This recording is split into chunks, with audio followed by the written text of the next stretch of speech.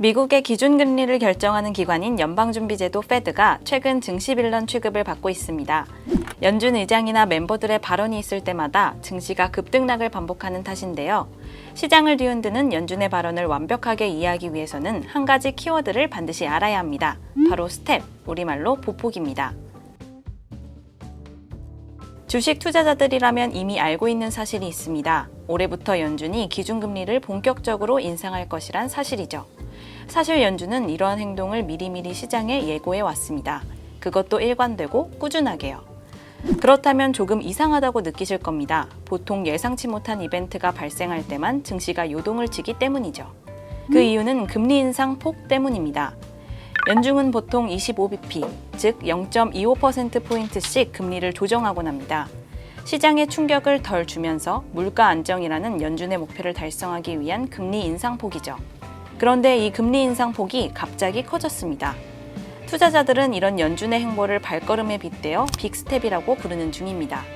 좀 더 구체적으로 알아보겠습니다. 빅스텝은 평소보다 연준이 금리를 2배, 즉 50bp나 올리는 것을 의미합니다. 그리고 연준은 지난 5월 4일 빅스텝을 현실화했죠. 과거에도 빅스텝을 밟은 적이 있긴 합니다. 앨런 그린스펀 의장이 연준을 맡고 있을 때인 2000년 5월의 일이죠.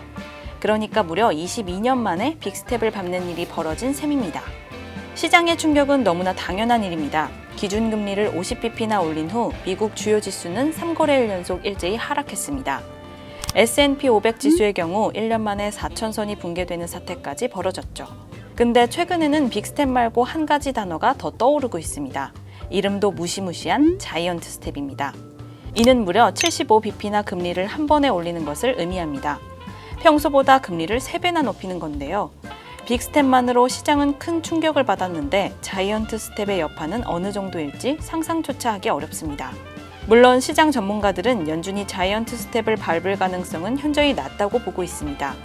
6월, 7월 빅스텝이 연속으로 벌어질 수 있지만 이를 뛰어넘는 금리 인상은 없을 것이라고 전망하는 것이죠.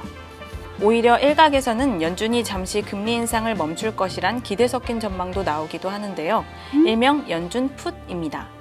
과거에도 연준은 주식시장의 조정폭이 크거나 실물 경제에 큰 충격을 줄 경우 금리 인상을 지연하거나 멈추는 연준 풋을 단행하곤 했는데요.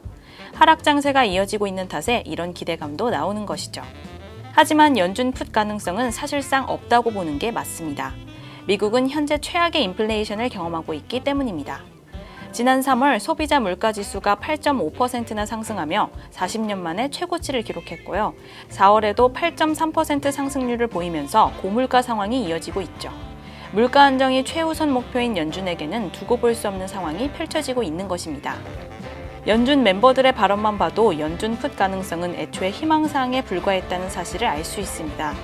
연준 멤버들은 주식 등 자산가치 하락은 관심사안이 아니다며 물가 안정을 위한 금리 인상 행보를 이어가겠다는 입장을 계속 내비치고 있는 거죠. 주식 투자자들 입장에서는 연준이 악당, 즉 빌런처럼 느껴질 수밖에 없는 상황이 이어지고 있습니다. 지금으로서는 예년처럼 25bp 혹은 빅스텝 선에서 연준의 보폭이 머물기를 바라는 게 현실적일 것 같습니다.